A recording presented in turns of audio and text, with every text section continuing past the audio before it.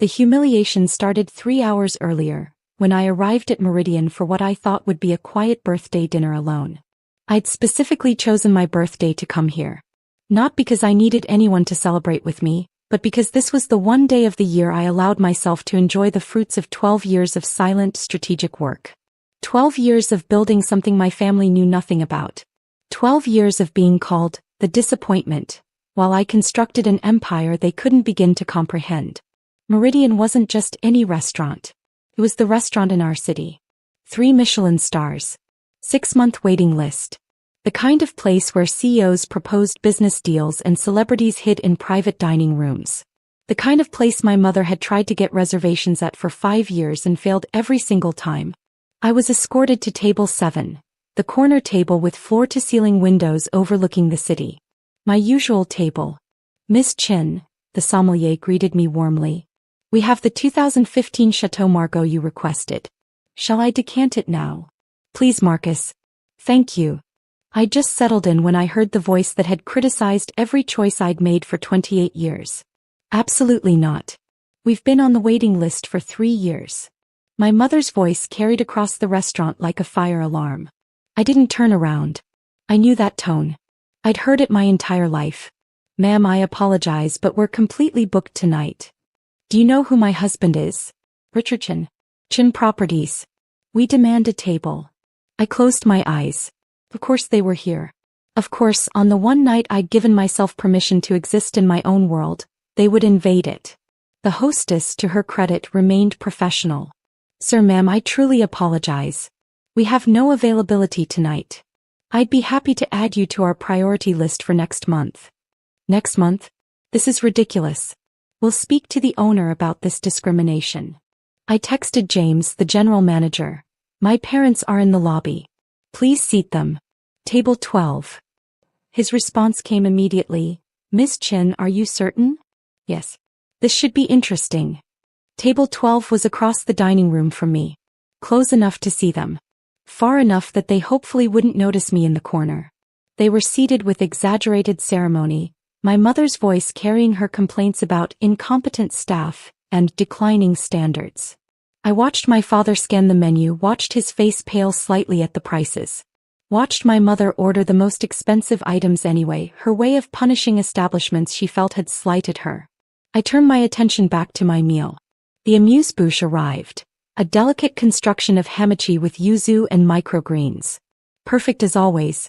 Is that Amy?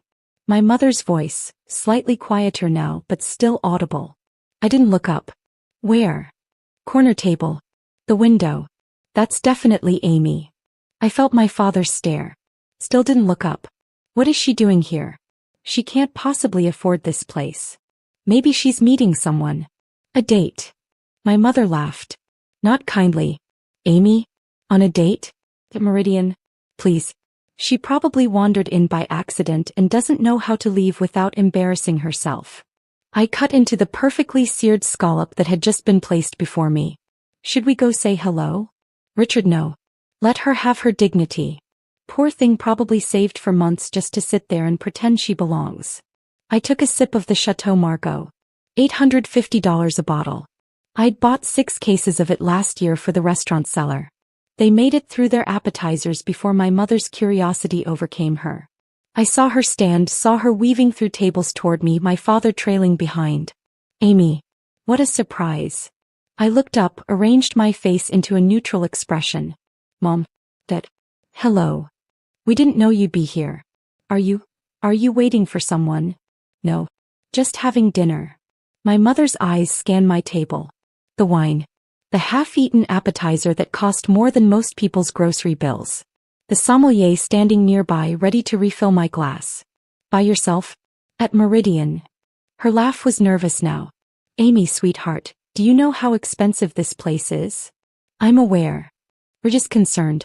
You know, on your salary, you're still doing that little computer thing, right? This might not be the most responsible. I'm fine, Mom. My father leaned in, his voice lower. Amy, if you need help with the bill, we can. I don't need help. There's no shame in it, my mother said, loud enough that nearby tables turned. We all make mistakes. Remember when you tried to buy that used car and the loan fell through? You've never been good with money, honey. It's not your fault. Some people just don't have the head for finances. I set down my fork carefully. I appreciate your concern. I'm fine. We'll just have the waiter split our check with yours, my father said, already gesturing. That way it won't be so obvious. That's not necessary. Amy, don't be proud. We're family. Let us help you. They returned to their table, satisfied they'd rescued me from my own incompetence. I watched them whisper to each other, watched my mother's sympathetic glances. I finished my scallops. The Dover sole arrived, prepared tableside with a brown butter sauce that was absolute perfection. I was just finishing it when I saw my mother stand again, this time marching toward the manager's station with purpose. Here we go. I couldn't hear the initial exchange, but I could see my mother's animated gestures, could see her pointing at me. The manager, David, who'd worked here for 4 years, maintained his professional composure. Then my mother's voice rose loud enough for half the restaurant to hear. I want to see the owner. Now. David's response was too quiet to hear. I don't care if he's busy. My daughter is being scammed. Look at her bill. This is predatory pricing. I pulled out my phone and texted James, office. Now please. His response, on my way. My mother was in full form now.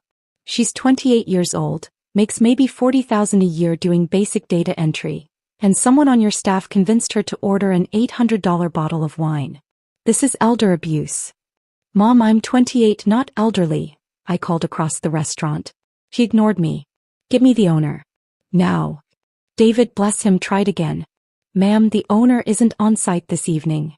Then the general manager. Someone with authority. Because I'm not paying for this scam and neither is my daughter. My father joined her at the manager's station. Let's be reasonable about this. Our daughter clearly doesn't understand what she's ordered. We'd like to speak to whoever can adjust this bill to something appropriate for someone of her means. I want the owner here now, my mother yelled at the manager, her voice echoing through the dining room. My daughter can't afford this bill. Dad added, his voice dripping with certainty. Obvious scam. Every table was watching now. The entire restaurant had gone quiet. I met David's eyes across the room, saw his silent apology. I said quietly, loud enough for nearby tables but not for dramatic effect. Understood.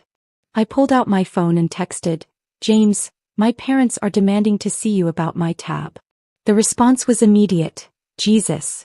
On my way. I set my phone down and took another sip of wine. Watched my mother demand to see the itemized bill. Watched her face go red as she scanned the numbers. $400 for fish? It's Dover sole, Mom. From Cornwall. I don't care if it's from the moon. No one pays this much for fish. The executive chef, Marcus, who trained in Lion under Paul Bocuse, walked out of the kitchen, drawn by the commotion. He stopped short when he saw me, then saw my parents. Is everything all right, Miss Chen? Fine, Marcus. My parents are just concerned about pricing. Your Dover sole was prepared to your satisfaction? Perfect as always. My mother's head whipped toward me. As always. Amy, how many times have you been here? A few. A few? Do you have any idea how irresponsible? Then the door to the private office opened. James walked out. 6'2", impeccably dressed in a Tom Ford suit, the kind of authoritative presence that commanded rooms. He'd been general manager of Meridian for 3 years. Before that, he'd worked his way up through my restaurant group, starting as a server at our first location 10 years ago. Good evening, he said smoothly, approaching my parents. I'm James Morrison, general manager. I understand there's a concern about a bill. Yes, my mother said triumphantly. My daughter has been taken advantage of. Look at these prices. She can't afford this. We want this adjusted immediately, or we'll be reporting this establishment. James looked at the bill, then at me. I saw the corner of his mouth twitch. I see. And you are her parents. We're looking out for her because clearly no one at this restaurant is. I understand your concern, James said with perfect diplomatic calm. However, Miss Chen is a valued guest, and her bill is entirely appropriate for what she's ordered. Valued guest? She works in data entry. She makes maybe $40,000 a year. James's expression didn't change. Ma'am, I'm not at liberty to discuss another guest's finances. She's not another guest, she's our daughter, and we know what she can and cannot afford. Nevertheless, how long has she been coming here? My father demanded. I'm not at liberty. Answer the question. James looked at me. I gave him a small nod. Miss Chen has been dining with us for approximately 3 years. The silence that followed was spectacular. My mother's mouth opened, closed, opened again. 3 years. Yes, ma'am. That's impossible. Amy, where are you getting this money? I took another sip of wine. From work. From data entry? I don't do data entry, Mom. Then what do you do? I work in hospitality. My father's face was red now. Hospitality? Like waitressing? Not exactly. Amy, we demand to know what's going on. Are you in debt? Is someone giving you money? Because this, he gestured wildly at the restaurant, this is not sustainable on any salary you could possibly be making. James cleared his throat. Perhaps this conversation would be better continued in private? And oh, my mother snapped. We're not going anywhere until someone explains how our daughter is committing financial suicide in your establishment. Mom, I'm not committing financial suicide. Then explain this. She shoved the bill at me. $2,300 for one meal. For one person. It's my birthday. I don't care if it's the second coming, no one spends this much on dinner. I do. With what money? The entire restaurant was watching now. Even the kitchen staff had emerged, drawn by the commotion. James tried again. Sir, ma'am, I really think. We're not leaving until we get answers, my father said firmly. And frankly, I'm questioning how this establishment operates. Do you regularly allow young women to run up bills they clearly cannot afford? Mr. Chen, we're going to need to speak with the owner. The real owner. Not you. James met my eyes. I could see the question there. I'd kept my ownership quiet for years. My parents had no idea. No one in my family did. That was the way I'd wanted it. But sitting there listening to my mother rant about my incompetence, watching my father's certainty that I was some kind of fraud, I set down my wine glass. Mom, Dad, James doesn't own Meridian. Obviously, my mother snapped. Which is why we want to speak to whoever does. That would be me. The silence was absolute. My mother laughed. Actually laughed. Amy, this isn't funny. I'm not joking. You own this restaurant? Yes. This restaurant. Meridian. 3 Michelin stars, 6-month waiting list, Meridian. Yes. My father shook his head. That's impossible. Do you have any idea what a restaurant like this costs? About $12 million for the initial purchase and renovation. Another $3 million in working capital the first year. Amy, stop. The building was a steal actually. The previous owner was over-leveraged and needed to liquidate fast. I bought it in 2019. My mother's face had gone pale. You're saying you own this building? The building, the business, the brand. Yes. No. You're confused. Maybe you have some small investment or you worked here and you're misremembering. I pulled out my phone, opened my email and handed it to James. Can you pull up the ownership documents, please? He took the phone, tapped a few times, then turned the screen toward my parents. Chen Hospitality Group, LLC. Majority owner and CEO, Amy Chen. My father stared at the screen. This is a joke. Some kind of prank. James, I said calmly. How many properties does CHG currently own? 17, Ms. Chen. 12 in this state, 5 out of state. And total annual revenue? Last year we cleared $42 million. My mother sat down heavily in the nearest chair.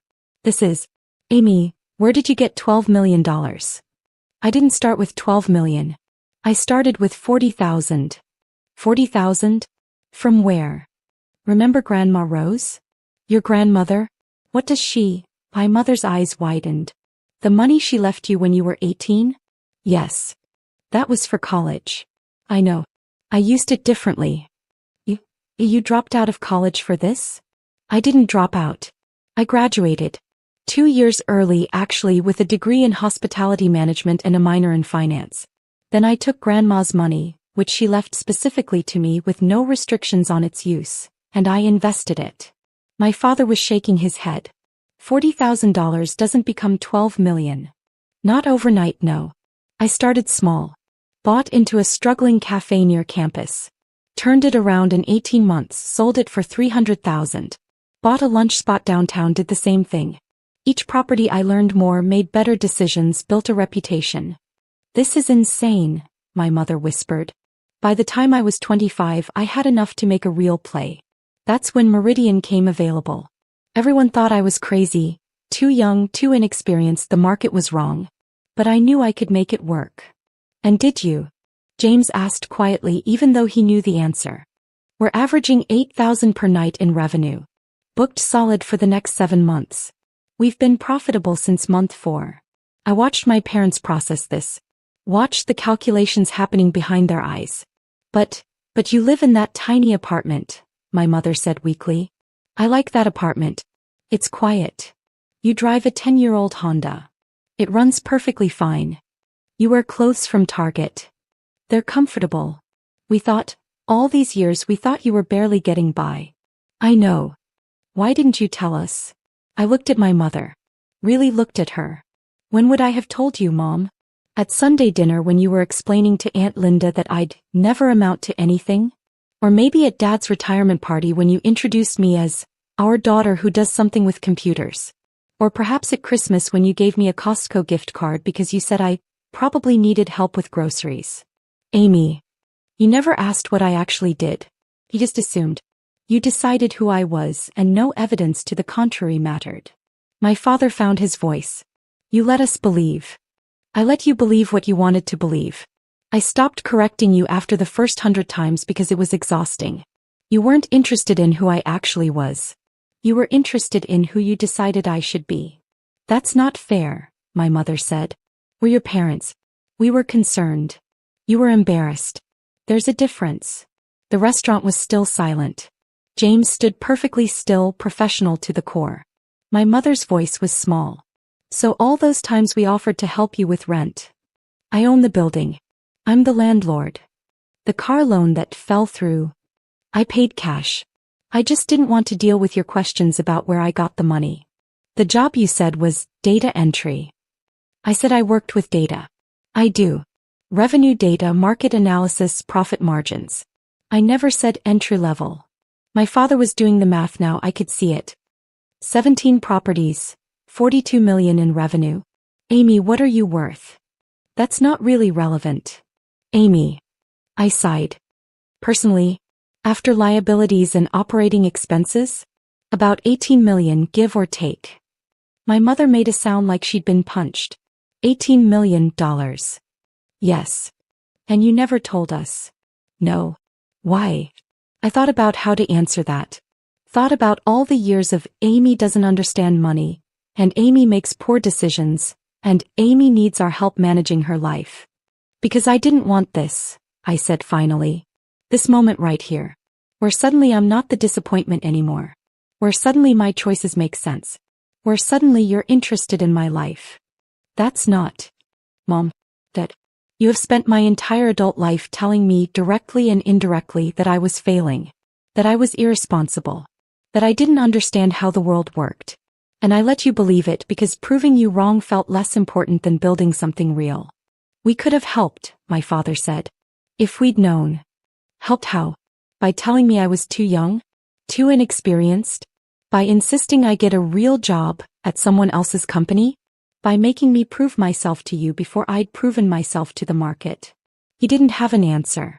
I stood up, placed my napkin on the table. James, please comp my parents' meal and add it to my account. Of course, Ms. Chen. Amy, wait. My mother started. I'm going to finish my birthday dinner now. You're welcome to stay or go, whatever you prefer. But I'm done with this conversation. I started to walk back to my table, then stopped. Turn back. One more thing. You've been on the waiting list for 3 years. I'm the one who's been declining your reservations. My mother's face went white. You what? Every time you called. Every time you tried to name drop Dad's business. Every time you complained to the hostess about not getting in. I saw the requests. I declined them. But why? Because this place is mine. I built it. I earned it. And I wasn't ready to share it with people who spent years telling me I'd never build anything. I walked back to my table. Sat down. Marcus had already brought out the next course. A perfectly aged ribeye with bordelaise sauce. "Miss Chen," he said quietly. "Happy birthday." "Thank you, Marcus." I cut into the steak. Perfectly medium rare. I was aware of my parents still standing by the manager's station, aware of James quietly guiding them back to their table, aware of the other diners pretending not to watch while absolutely watching. I ate slowly, savoring each bite. The ribeye was perfect. The wine was perfect. The view was perfect. My phone buzzed. A text from my mother, "We need to talk about this." I didn't respond. Another text, "Amy, please. We're your parents." I turned off my phone. The crème brûlée arrived for dessert, the sugar caramelized to a flawless golden shell. I cracked it with my spoon, the sound sharp and satisfying. By the time I finished, my parents were gone. Their table cleared, their bill comped as requested. James appeared at my elbow. "How was everything, Miss Chen?" "Perfect as always." "I'm sorry about the disruption." "Not your fault." "How did they take it when they left?" "Quietly." "Your mother asked 3 times if I was certain about the ownership documentation." "And?" "I showed her the business license, the liquor license, and the deed to the building. All with your name." I smiled. "How did she react?" "She cried." "Your father asked if you'd be willing to have lunch with them tomorrow." "What did you say?" "I said I'd pass along the message." I considered it. Thought about 18 years of being underestimated. Thought about every dismissive comment, every assumption, every time they'd decided who I was without bothering to ask. "Tell them I'll think about it."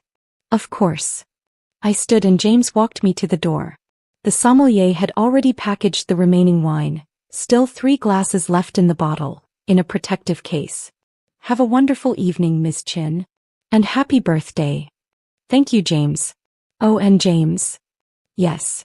You can put my parents back on the regular waiting list. Not the priority one. Regular." He smiled. "Understood." I walked out into the cool evening air. My 10-year-old Honda was exactly where I'd left it, parked in the owner's spot behind the building.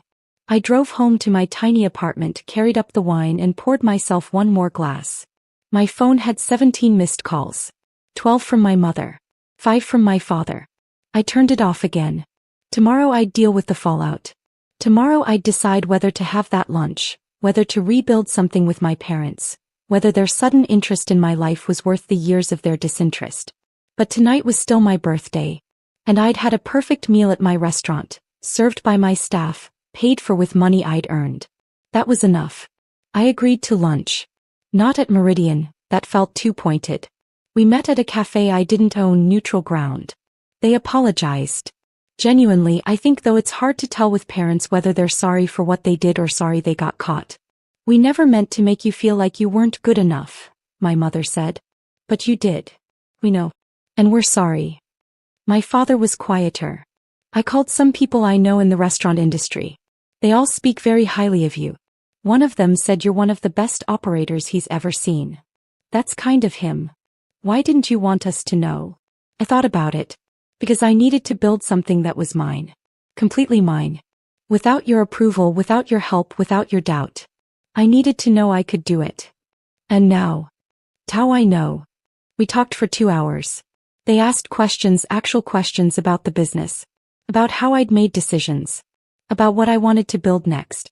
At the end, my mother asked, Can we come to Meridian again? As your guests. You can make a reservation like everyone else. Amy. But I'll tell James to accept it. First available table. It wasn't forgiveness exactly. But it was a start. 3 months later they came for dinner. Table 12, same as before. They were nervous, polite to the staff, didn't complain once about prices. When Marcus brought out a complimentary amuse-bouche, my father asked what it was instead of assuming he knew. My mother took a photo of her meal but asked permission first. Small things. But things that suggested they were trying.